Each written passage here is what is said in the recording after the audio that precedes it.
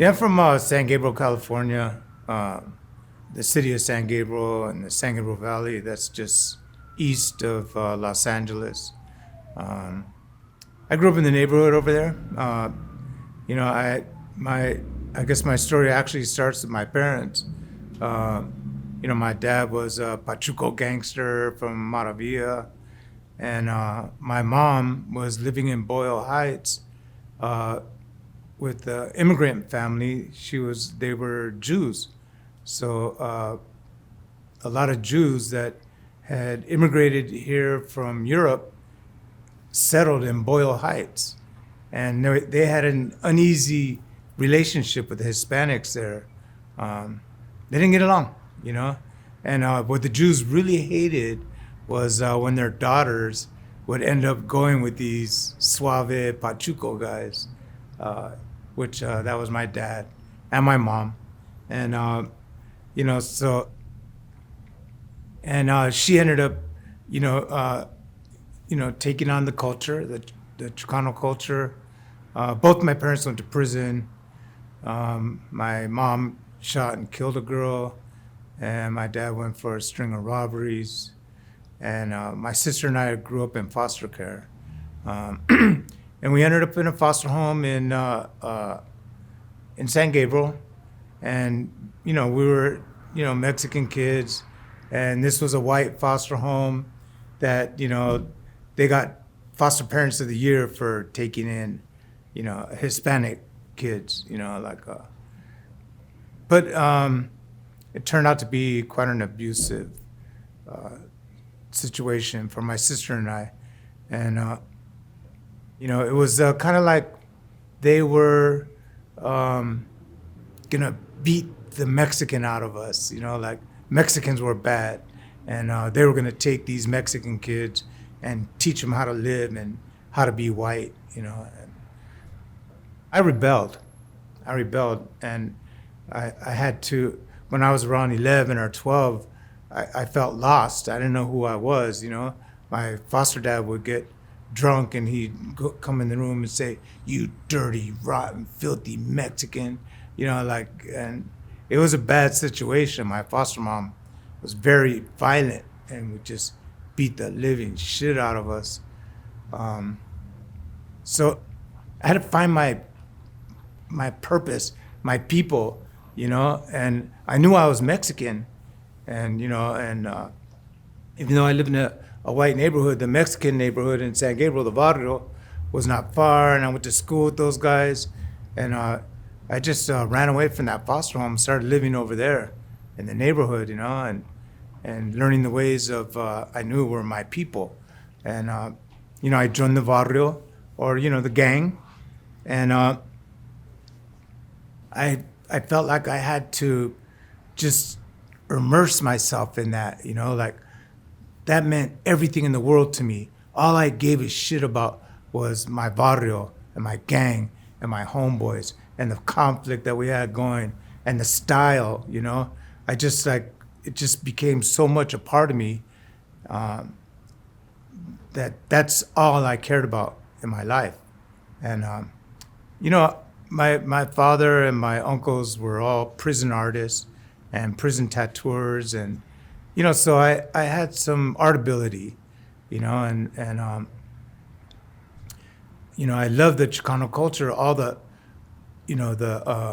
artistic elements, that were associated with our our subculture, our Chicano gangster culture, like all the Mexican revolutionary type art, all the religious art, because we were Catholics, um, the barrio, the writing, like, when you're from a barrio, you want to say something about who you are. I'm Coyote, and where are you from? I'm from Sangra, and so at the young age, and coincidentally, my some great prison tattoo artists were from my barrio. My older homeboy Tarzan and Little Man, and those guys came out of prison and they taught me how to, do hand poke tattoos, and so I became the tattoo guy for all my little homies. In fact, I still have some of my tattoos from when I was 12 years old, 13 years old. And so I became the barrio tattooer. When I first, fell in love with the culture and, the tattoos, I remember I got arrested for running away from home, from the foster home. And I was just 12 years old, just learning about, being a cholo and everything. And so I was in juvenile hall, and they put me in a holding tank because they were going to release me and let me go home. So I was in this holding tank by myself, and they brought this older kid, he was like 17 or something like that. And probably would have never gave me the time of day because, I was just a little punk, And he came in and he was all badass and cholo down. He had tattoos all over, And I was like, oh my God, this guy was like Superman to me. I was like, wow, So I started asking him about the tattoos, and he goes, yeah, this is my barrio, Lopez Maravilla, and my homeboy from prison did this and did that. And I was like, how did they do it? And he's like, oh, you just get a needle and wrap thread around it and melt it into a toothbrush and put a little bit of glue on the thread and then just dip it in India ink and, and just poke it in. And so I was just like, yeah, okay. And I remember he told me, he goes, mascara works too, like girls' mascara.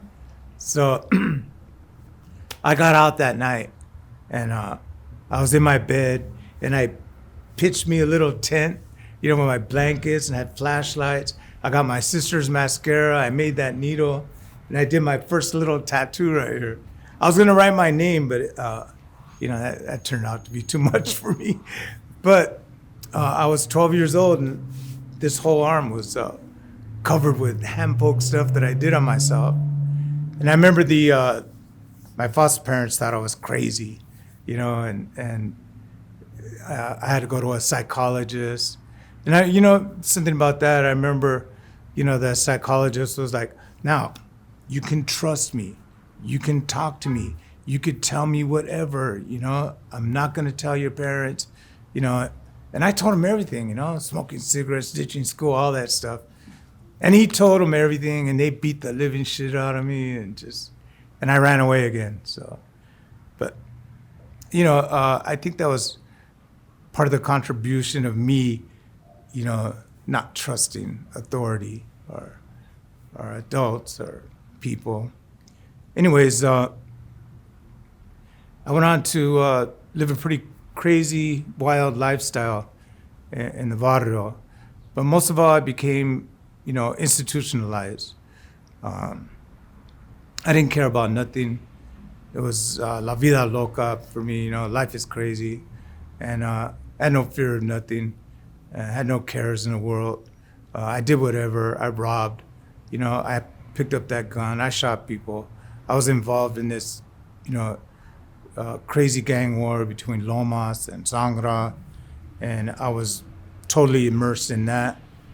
And so consequently, I spent a lot of time in institutions. In fact, from the time I was 12 years old I finally went to youth authority when I was 17, but from the time of 12 years old till I was 17, the longest period of time that I ever stayed out at once was like 2 months. I would get out and I'd get right back to work, and stealing, robbing, shooting, getting arrested, but all the while drawing and doing my tattoos on homies, so finally when I went to youth authority, I was in a Preston School of Industry. Funny story, so we used to be able to use the payphones. This is in the 70s, to call home and stuff. And so the institution was up in this little town called Ione, and the telephone operators in that area knew when they were picking up coins from the guys in that in the YA, So I met and they talked to us. So I met a telephone operator, and one of the guys that lived up there, I had her meet somebody, and then she started smuggling or bringing me weed in, and so in the visiting, I'd go in with my radio, and I'd unscrew it with a filing, like a fingernail clipper, stuff the weed in there, and then screw it back up, and then roll little joints.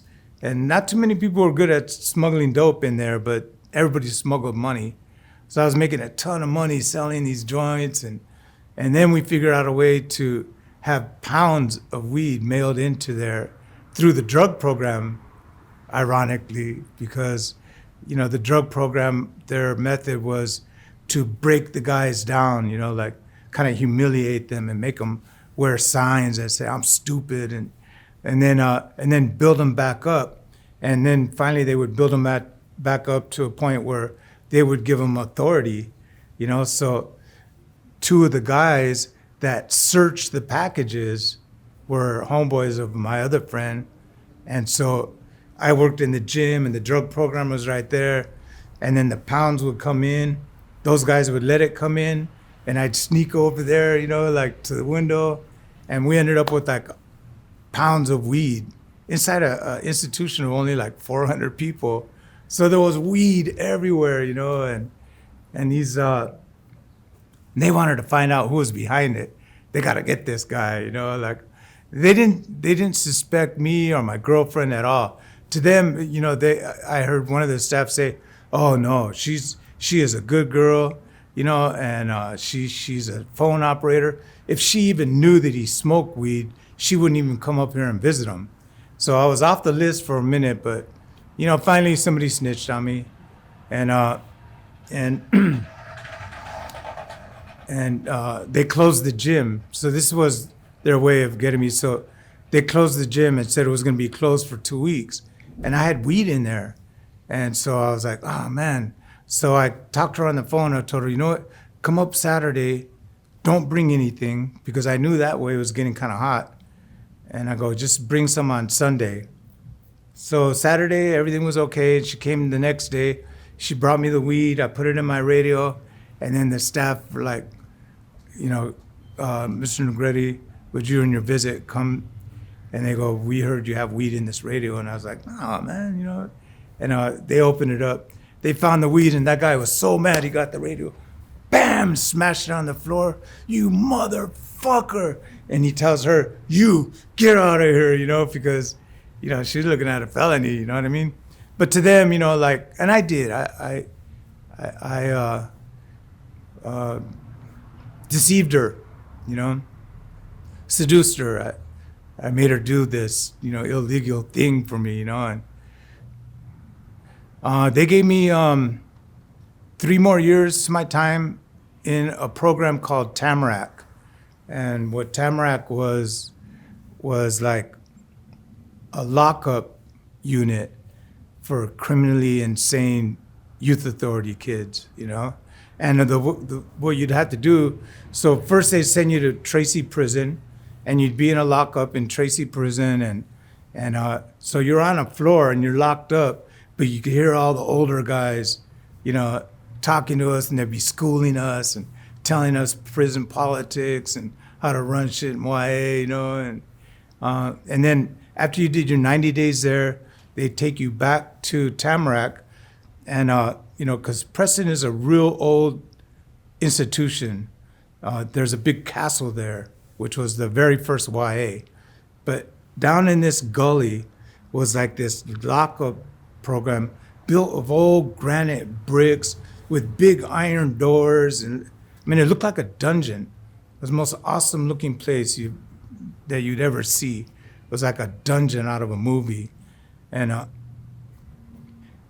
that program was wild. So at the time, the staff there, their way of dealing with us is, these guys are all hopeless cases. Just, we'll make a deal with you guys. You don't kill each other, and we'll bring you magazines. We'll bring you ink. We'll bring you needles. We'll bring you stuff to do your tattoos. And we had gotten the plans how to make a tattoo machine from Susanville Prison. And so we started making tattoo machines, and they were just letting us tattoo. So we were all covered with tattoos, and you know what? I wouldn't have became a tattoo artist at all if it wasn't for that program, that Tamarack program, that let us do tattoos. And in fact, I got so good at it because every day we tattooed for 2.5 years straight, just tattooing every day. That even some of those staff guys, the the guards, I even tattooed some of them. So, and I got really good at tattooing. And I remember I used to tell the staff, you know what? I still had another year or so to go, a year and a half I still had to go.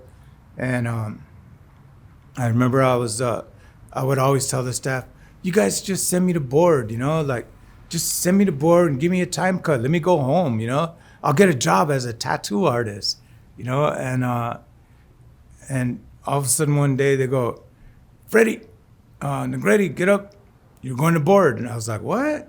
And they're like, get the limos ready. And I go, what are these guys talking about, And I went to board, and they're saying, well, the staff say that you have made the best improvement that they've ever seen in this facility, and that you're a great artist, and they're sure that you'll be able to find some career in the art world. They didn't say anything about tattooing.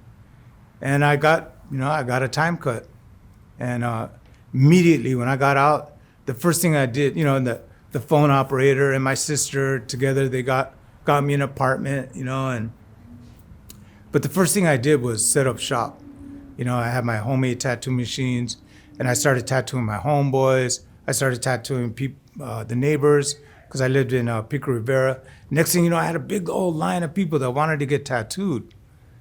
Meanwhile, Jack Rudy and Good Time Charlie had opened up a tattoo shop in East LA. So the style of tattooing that I was doing was prison style, but with Chicano themes, like clown girls and Smile Now, Cry Later, roses and religious stuff, like all those images that I was talking about that during my youth that I loved so much, that represented my culture, Aztec art, and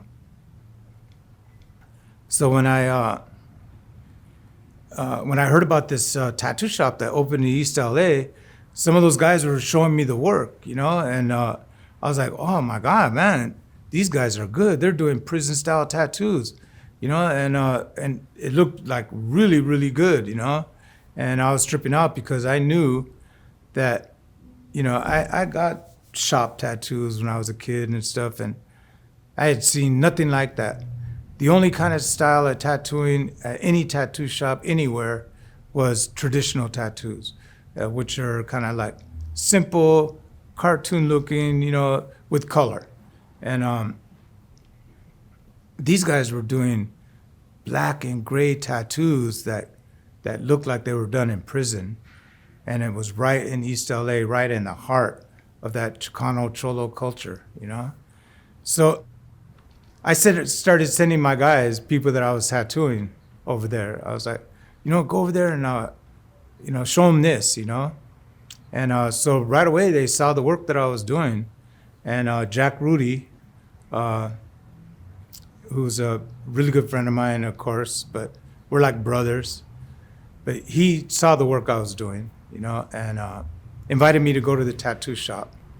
And so, when I went to the shop, it was funny because the first thing I saw were some of my designs on the wall, some of my drawings from prison, and I was like, hey, I drew that, man. And he's like, yeah, that's what everybody says, man, that their cousin or their uncle or somebody in prison drew that, and I was like, no, I drew it. And I showed him the original artwork, and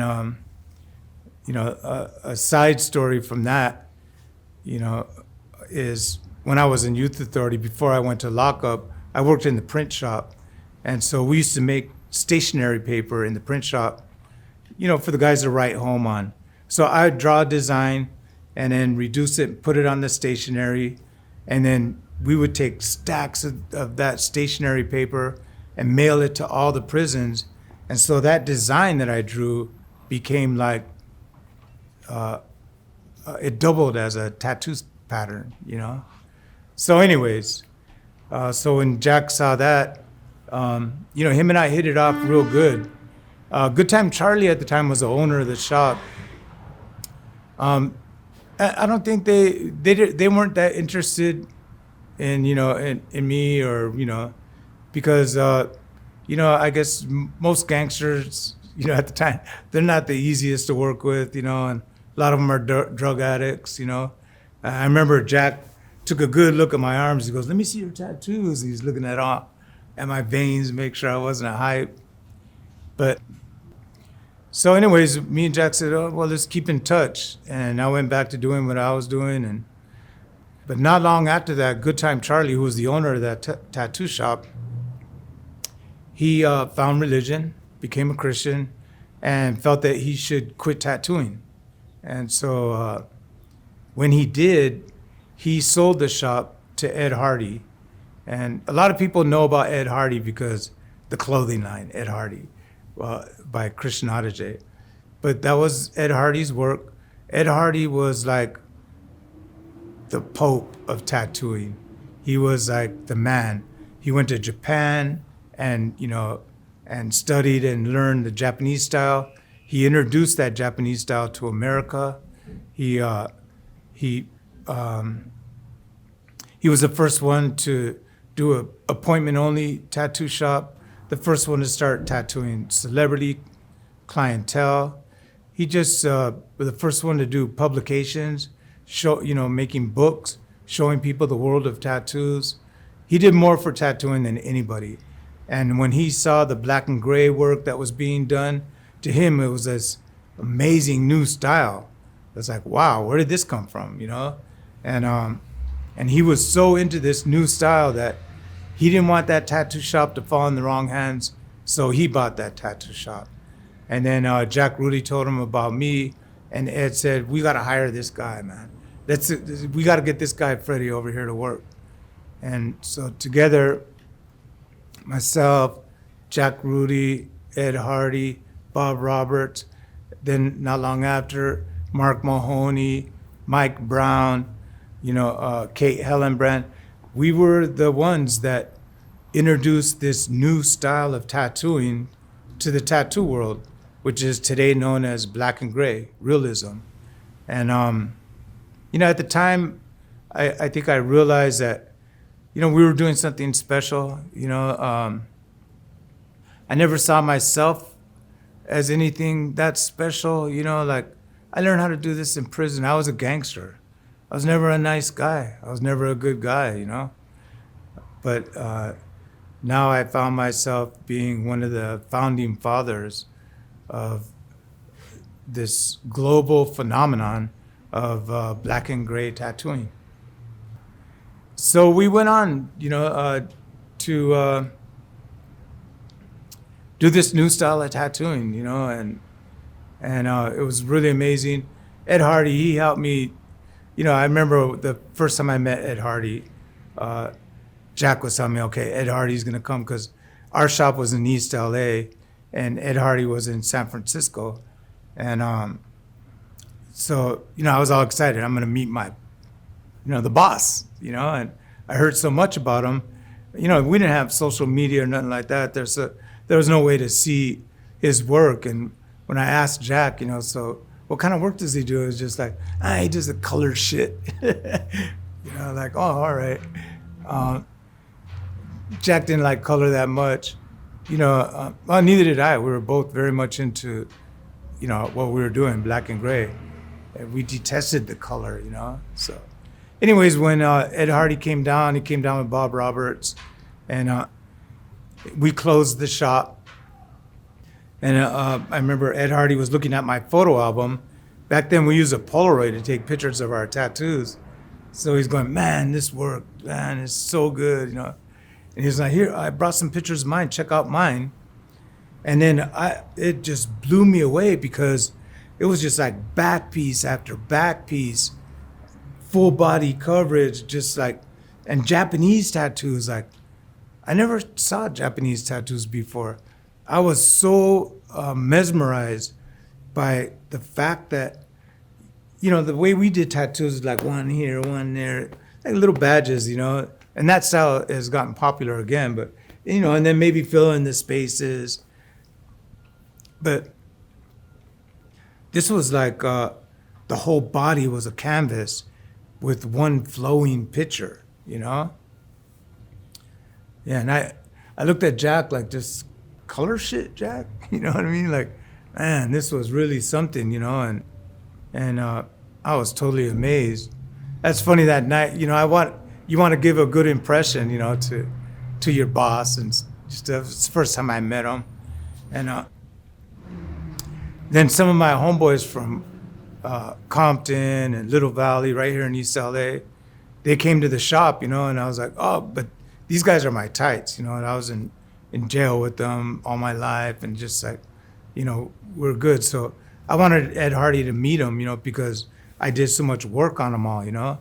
So I let him in the shop, and Ed Hardy was looking at all their work, and we're all talking. Then all of a sudden, bam, bam, bam, bam, you know, somebody starts pounding at the front door, you know, these three guys, it's like two young cholo guys, and I guess their dad. And then I opened the door. We had a barred gate. And I opened the door and I go, we're closed. And he's like, rattling the gate. Nah, you open up right now. I'm going to have you're going to cover up this stupid gang shit on him. And he's yelling at me. I'm going, look, dude, right now, you know, we're closed. I'm not going to, you know, tattoo. But if you come back, you know, tomorrow, I'll take care of it for you. No problem. And he insisted. He even tried to grab me, and I was like, dude, come on, man, you know, like. So then as I'm arguing with this guy, Ed Hardy and Bob Roberts, they're just like, what the hell's going on? Meanwhile, my gangster friends went out the back door, and as I'm talking to this guy, here they come from behind him saying, Freddy said the shop is closed, and start stabbing the shit out of him. And oh man. And then I know it's not funny, but man, that was bizarre. Ed Hardy hit the ceiling. Those guys, I was like, dude, get the hell out of here. And that kid's like here, and his neck is bleeding. He's like, you did this. You know, this is your fault. And I'm like, hey, man, no, you did this. Anyways, so that was my first impression that I gave to my boss. Anyways,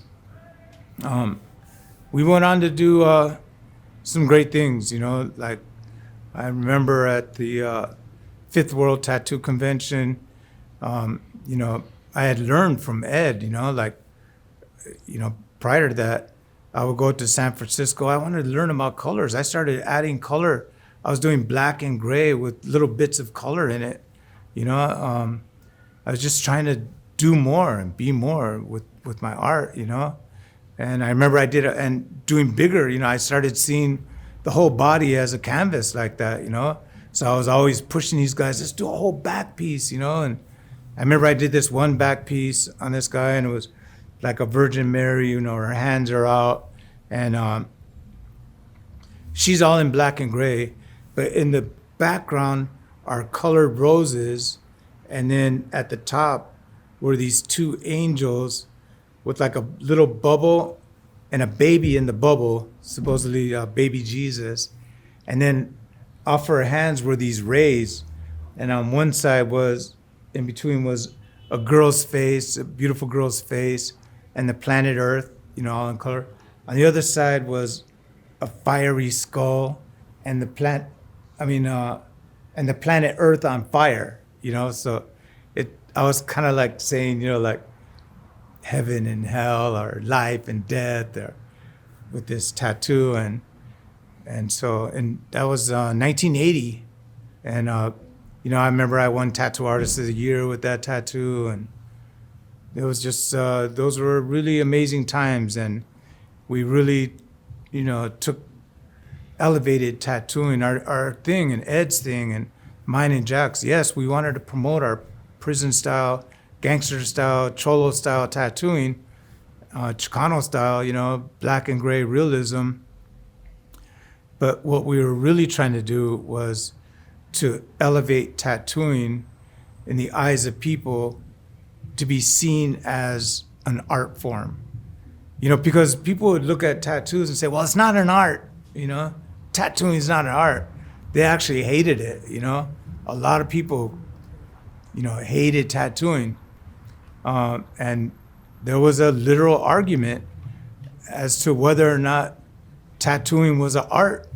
And our thing was we're trying to elevate tattooing to the point where it's considered a form of art, like airbrushing or painting on canvas or pen and ink. It's just our canvas is the human body, and and our brushes are tattoo machines, and our paints are inks. So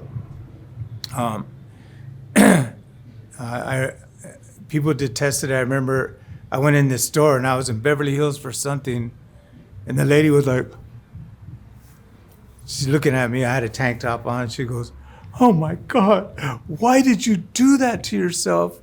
Oh, this." She goes, "And you're so nice looking. Oh," like for her, I ruined my life. But something I always realized, I felt like, what? There's a big future in tattooing. Because I remember I would go to Disneyland, and I was proud of all my tattoos, and I'd wear a tank top. People were like, whoa, this guy's kind of threatening looking, with all these tattoos. But the kids, man, would be like, "Mommy, Daddy, look at the tattoo man," and "Can I see your tattoos?" and stuff. And they'd be all around me. And the parents would be like, "Come on, Johnny," like, "I'm so sorry." They just, like, no, it's okay. I know the kids love tattoos, So that's when I knew that at least there's a future in tattooing, because if the kids love it, when they're adults, they're gonna love it, So, and I was right, and I'm glad to have be old enough to live through that, because what I've seen take place with the art of tattooing has been just phenomenal. Just when you think, it couldn't get any better, some new artist comes along and blows everybody out of the water, or a new style comes along, or whatever. And it's not just here, it's globally, it's Russia, Ukraine, it's Japan, Milan, Italy, Europe, Australia, Polynesia, just everywhere, and it's kind of like creating this community of people, It's like tattooed people, people that are really in it, and so I think, people would come and ask me, well, what do you think, of these TV shows, it's gonna burn tattooing out, or, like, it's gonna be one of those things where it gets so popular or it becomes lame, and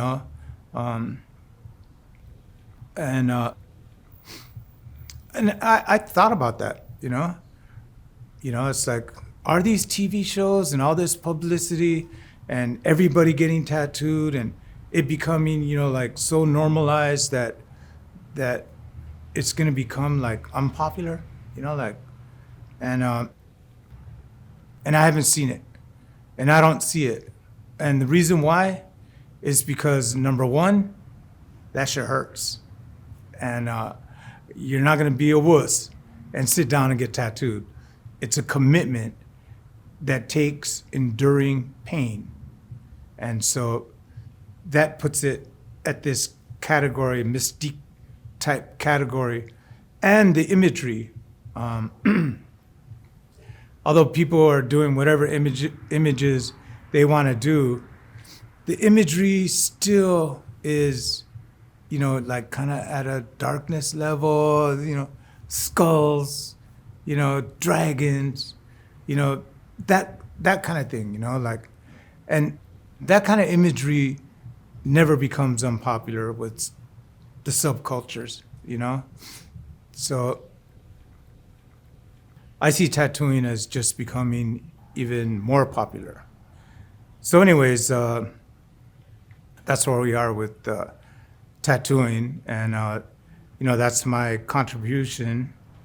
I'm happy with how my life turned out, although I've really went through some rough times, you know, on a, you know, personal level. Uh, After I was tattooing so long, and I got married, and I had a son, and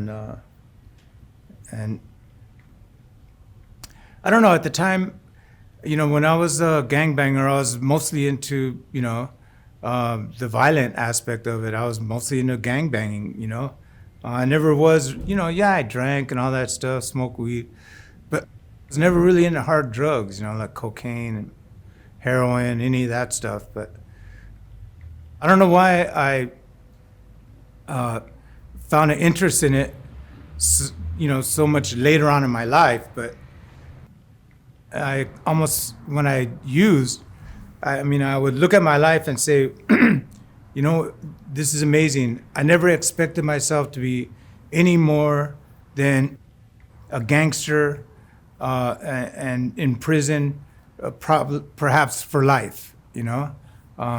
That's what I fully expected to accomplish in my life, and I didn't care. Now everything was different, because of this opportunity of tattooing. I didn't have to rob and steal anymore, and it was something that I loved so much that I was able to put it first, and all of a sudden I wasn't interested in gangbanging or any of that. Then I thought, I need a family. I need to, live this normal life. And that I got married and, I had my son.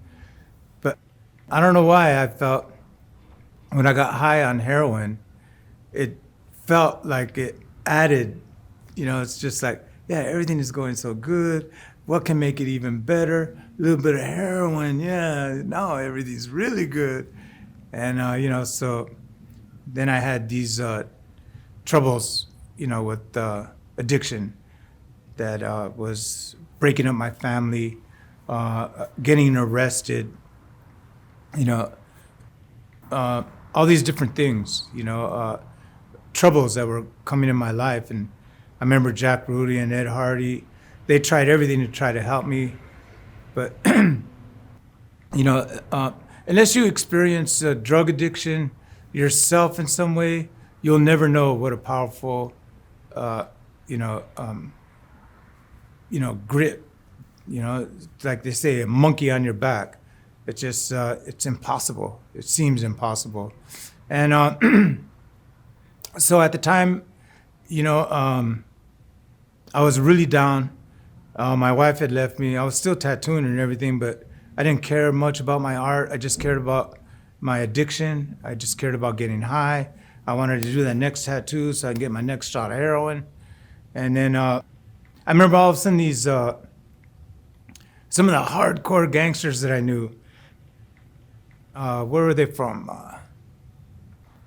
One was from Rancho San Pedro,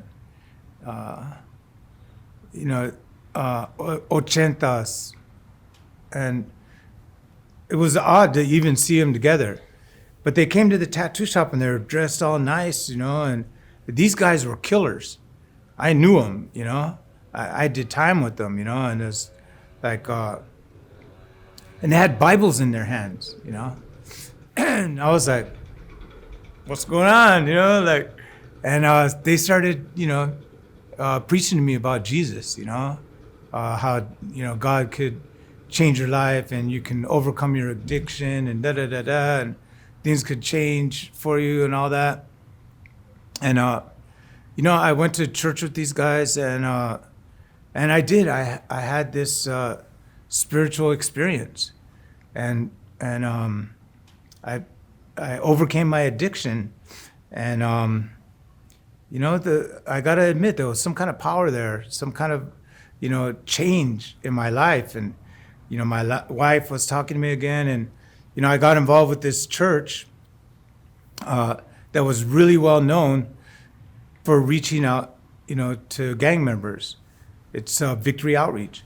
They laid the most difficult thing on me. Like I met the pastor. Everybody's like, oh, this guy, he's famous for the in the tattoo world and all this stuff. And the pastor and the church leaders, they sat me down. They're like, tattooing's a sin, and you're gonna have to quit tattooing. You can't continue to tattoo. Look, it says right here, that it's a sin, and so you either, quit tattooing, or you're not gonna be a Christian, one or the other. And man, tattooing, the thing I love. I don't know anything else. What else am I supposed to do? And I kind of reiterated that to them. Like, that's all I know. I don't know anything else. And they go, "We love your artwork. You're a great artist. And you could come and work for the church full time." And I thought about it. Well, yeah, I need to support my family. I was back with my wife now, and so I quit tattooing. And man, my tattoo colleagues were really, really upset. They were really, really upset. I remember Ed Hardy even came and searched. I don't know how, but he found me at this church, and he's going, "Dude, we're all having these issues with drugs. His was cocaine." He goes, "And I understand, because it's the spiritual aspect that helps us to quit." But anyways, so I quit tattooing, and I went to work for this church. I thought I was going to work for them, and I remember they had a printing press in their basement, and that was my trade when I was in youth authority, was printing. So I went down there and I fixed that printing press. I got it running. I got all the equipment, all the supplies they needed, and I started doing artwork and printing posters and like little religious tracts, and I was doing all this work for them. I was in this basement, and 2 months had went by, and I was like, yeah, I gotta ask, I gotta, when am I gonna get paid, or how? I don't want to be rude and act greedy or anything, but so I asked one of the elders, "Hey, the pastor said that I was gonna get paid. This is a full-time job." And he goes, "Oh yeah, okay. Let me arrange a meeting." So he made a meeting, and I went in there, and then the pastor tells me, "Yeah, okay. So what we're gonna do is get you a CETA slot." So, what a CETA slot was back in the days, it was government money that was going to troubled neighborhoods, inner city neighborhoods, and the money was going to youth centers, churches, anywhere that could employ young kids that were in trouble. So it was a good program. It was a great program. And so I was thinking, CETA slot, I know that that's only for 3 months, and there's not a lot of money, like, I was like, well, all right, okay. So I had to fill out the papers.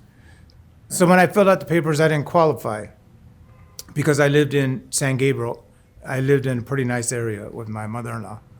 And so the pastor called me back in. He goes, "You got to refill out the papers and put this address." And I was like, "Well, that's not my address." And he's going, "Yeah, but you had to live in a poor neighborhood in order to get this money." And I go, "You want me to lie on this, paper to the government?" That really pissed me off, because these guys told me that tattooing is a sin. I didn't see it anywhere. That didn't, that passage they showed me didn't convince me. I was just taking their word for it. You're telling me that tattooing's a sin? I don't really know.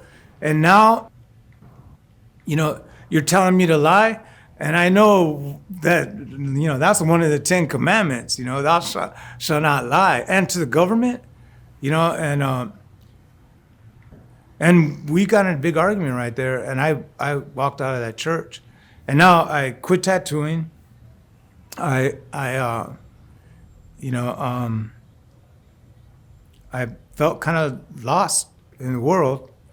And, I talked to this other guy that was working for not such a, fundamentalist group, it's called Youth Guidance, Youth for Christ. And he's going, "What you need to do is go to college, and because of your situation." So I went and I enrolled in college. And for the next 6 years, I got a degree. And the reason I said, yeah, I need to go to college. I wanted to go to the Bible college so that I could study things on my own. Like I want to know what the word says. I want to learn Greek and read it out of the original Greek. I don't want some church or some religious group telling me what I have to do, what's right, what's wrong. No, I want to make those decisions for myself. So I went to college, but not long after I finished college, I got a degree in biblical literature and also art, and then I got a master's degree in apocalyptic literature. I was real interested in end of the world type stuff, So, but then I remember, after I got out of college, I always stayed in touch with Rudy, and I remember he was like, "Dude, you got to come back to tattooing." He goes, "You wouldn't believe it. You're like this legend, that disappeared from tattooing, and everybody wants to, imitate your work and da da da da. You got to come back." And I was, nothing was holding me from coming back, and I decided to come back to tattooing, after 10 years being away, and same thing, things worked out really good. I went to work for Jack in San Diego. I started doing tattoo shows. Everybody loved me. They all of a sudden I was like one of the founding fathers of this, black and gray tattooing.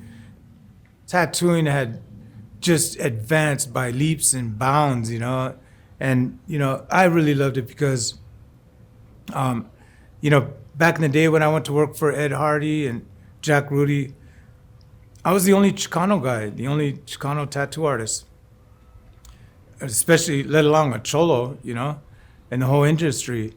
And now with this black and gray and everybody being open, like all of a sudden these floodgates opened up for my people, like because Chicanos were so talented and they knew the art so good.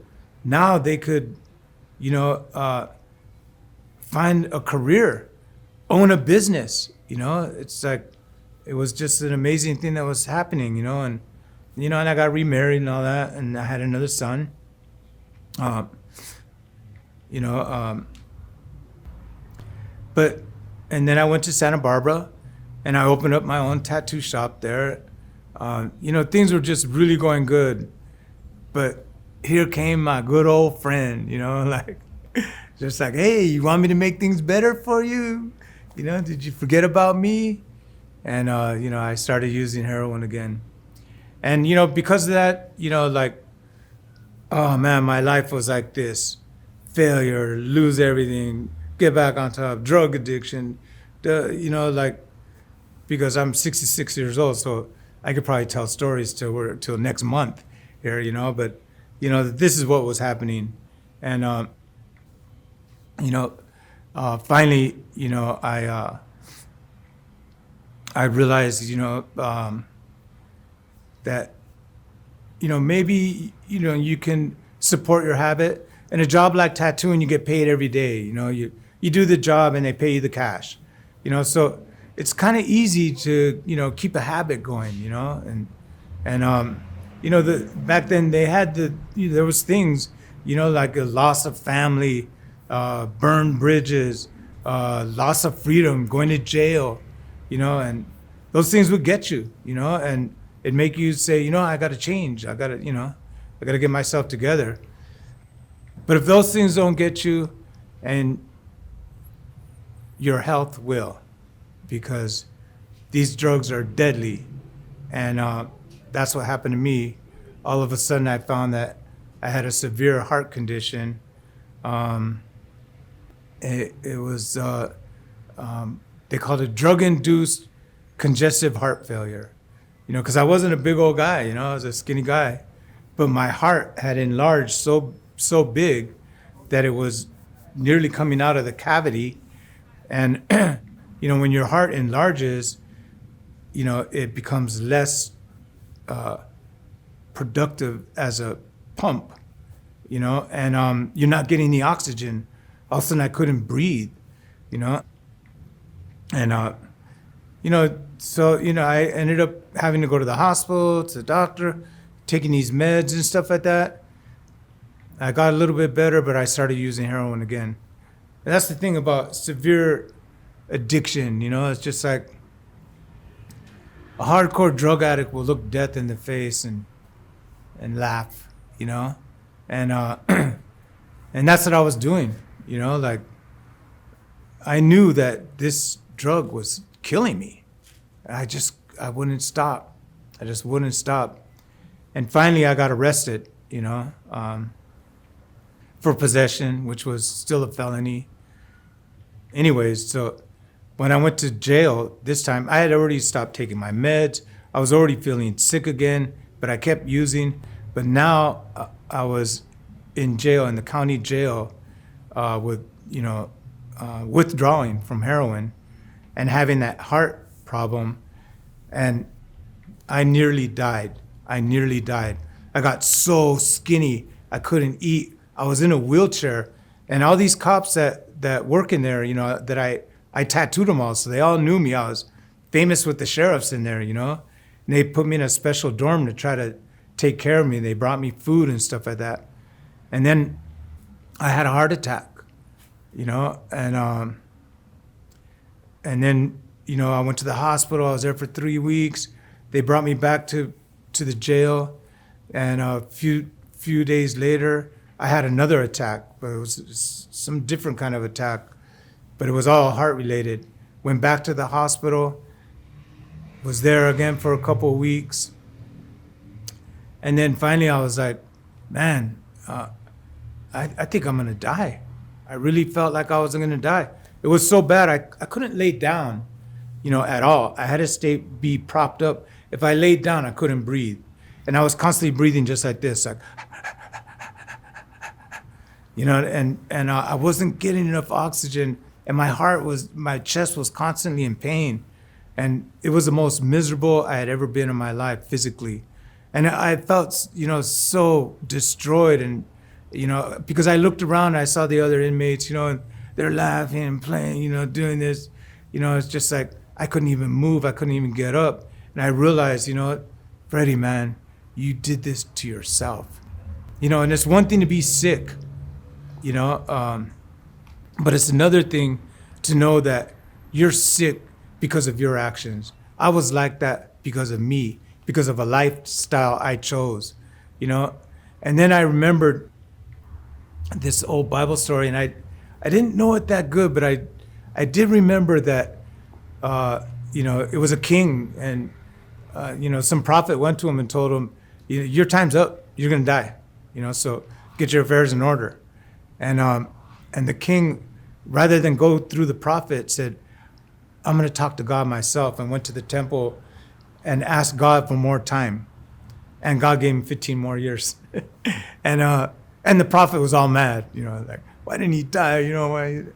I remember that story, and I thought, I need to talk to God. And I went up this little staircase, like to where the showers were, like and I made it up there so I could be by myself. And I, got down on my knees as best I could. I said, God, I'm not going to make any promises to you. I'm not going to say if you do this, I'll be good, or I'll quit. Because every promise I've ever made, I've broken. And I can't keep any promise at all. All I'm asking is for a little more time so that I won't die here in this smelly, wretched county jail, a miserable failure. Just, I pray that you give me a little more time so that I could be a good example to my sons, so that I can, have one more chance at life, So, the next morning I had a heart attack. So to me, it could have been, like request denied stamp, but something was different because on my way to the hospital in the ambulance, they're giving me that nitroglycerin, setting up, the IVs and all this stuff. And all 3 times I went to the hospital in the ambulance, I had the same hospital driver. And he's right there telling me, you know what? He goes, if anybody deserves to go to the hospital from the county jail, because a lot of people fake sickness so they can go over there and get the good food at the hospital. He goes, it's you. You really are sick. And I was like, dude, I tell you what, for being cool to me, when I get out, you go to Shamrock Tattoo and I'm gonna give you a free tattoo. And when I said that, I felt completely different. Like something, the whole time I thought I was gonna die. I was just waiting to die. But now I felt like I'm gonna live. I'm gonna survive. I'm gonna live. And when I went to the doctor, the hospital, it was kind of the same routine. They added the meds. I was taking like 14 meds at the time. I was there for like 2 weeks with the doctor saying, we're gonna send you back to the jail. I went back to the jail. All of a sudden I started feeling better. I could lay down and sleep. So it was like the meds were really working, And then I even started doing push-ups. I was going to the yard, like I could walk around, it's just like, wow, I'm getting better, And so every Tuesday they would take me, back to the hospital and then they check me. So after the 3rd week, I was telling the doctor, so when I was doing push-ups, he goes, push-ups. He goes, you do push-ups? And I'm like, yeah. He goes, how many push-ups do you do? I go, well, I started with 5, but I could do 50 right now, He goes, let me see you do a couple push-ups, and I did some push-ups. He goes, okay, Sam. He goes, this is really odd. He goes, I'm gonna have you come back, and we're gonna do the echogram, and we're gonna do all those things over again and check you. There's this thing where they shoot a needle, some dye in your veins. They check your heart like that. So, I went back, did all those tests, and then the next week when I went back, there was like a handful of doctors right there, and they're all taking turns listening to my heart, looking at charts and stuff like that. Then they all left, and just my doctor was right there, and he goes, yeah, he goes, most of us, we've all heard of things like this taking place, but none of us have ever seen it, He goes, let me show you. Now they want to show you, they never tell you nothing, If they were going to tell me anything before, it was just, one doctor told me, I don't see how you can go on without a transplant, so, and he goes, look at your heart was like this, and it was beating erratically, and your body wasn't getting any oxygen, and your liver was in failure, and your lungs were in failure, and your heart was beating at under 10%. He goes, now your heart has gone down and it's beating at 30%, and 30 to 70% is normal, and so for me, that was my miracle. That was my miracle from God. Anybody, they could tell me whatever, like it was this, that, and the other thing. Yeah. But to me, my prayer was answered, and I was given more time. So what was I going to do with this new time, I still have, this was when I was 50, and I'm 66 now, and, God gave me a new life, and it hasn't been easy. It hasn't been easy. I have 2 sons that I love. I love them more than anything in the world. And my youngest son, was murdered, he got shot and was murdered. And that was the worst single event in my life up to that point, because that was my baby boy, man. I loved him so much, and but I felt I can't give up. I can't fall apart. I can't be a loser. I have to fight. I have another son, and me and my son Isaiah were very close. We were so close because we did everything together. I did everything with my sons together. They both live with me. But Isaiah and I lived together. He was a tattoo artist. We did shows together. We did events together. And, when I lost my youngest son, you could say I smothered him, It's like all my life, I felt like I had courage. I've always been courageous. Yeah, you want to fight? Let's go. I'm not scared of nothing, And I realized when my son passed that, nah, I'm a coward. I have great fear because I have fear that someone I love will pass or something bad can happen to someone I love.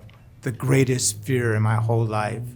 And you have your kids and you raise your kids and you're trying to protect them and you're always worried that something's going to happen to them.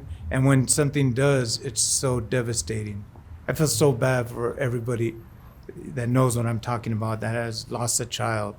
It's the same when you lose a parent and you lose a loved one.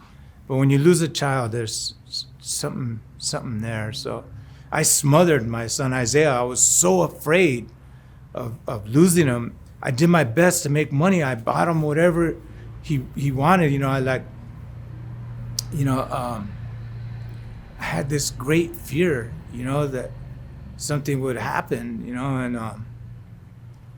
and one day he was in his room, for a couple of days, and I knew that from time to time he would, do drugs, do cocaine or speed, and he would isolate himself, and and I tried texting him and calling him, and then I got the knife and I opened up his room door and my son was dead on the floor, and man,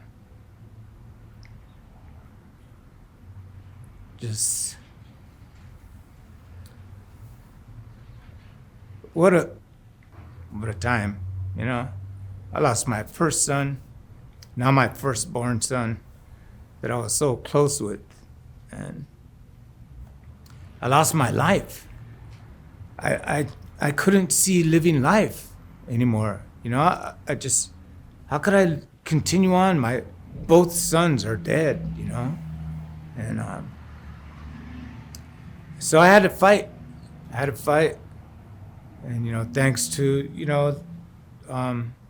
people I work with and, my daughter Elizabeth, and my grandson Vinny, they were there for me in the most amazing way. They wouldn't leave me alone.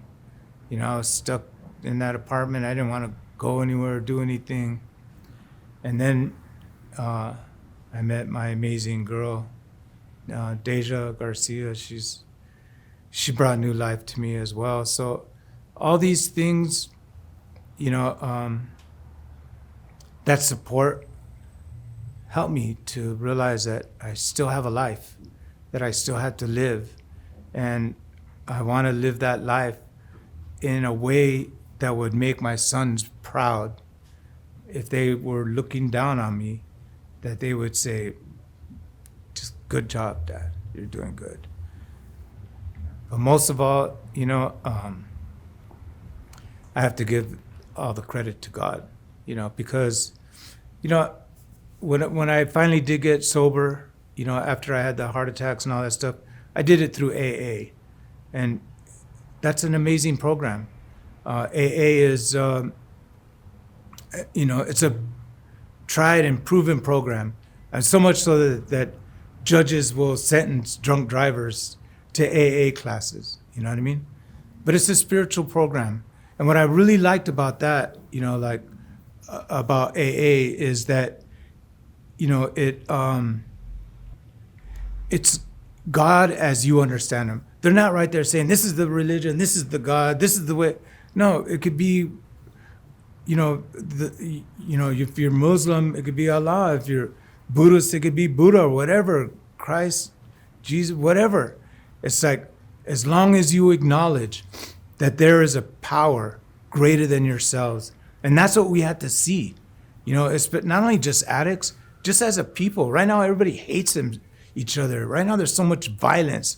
And there's no spiritual aspect to life, because we can't see that there's a power greater than us, one that we can believe in, one that we can have hope, for a better life through this power, so AA and that approach, because it made me just forget about everything and focus on this higher power. And I was seeing it in every aspect of my life, and that higher power is what brought me through the worst time, the worst thing. How could I have survived that? I should have just went right back on drugs and killed myself.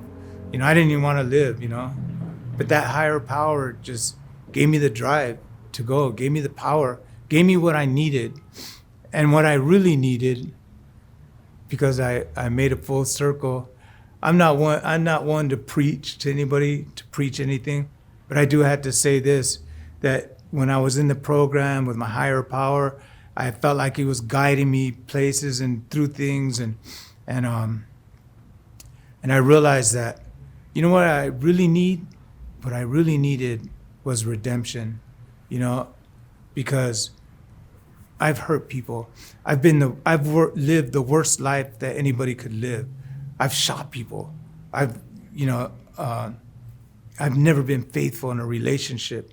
I'm wretched, and that's why I came back full circle, and I realized that, what, the realest part of God for me is that sacrifice that Jesus made for me, for my life, for my redemption.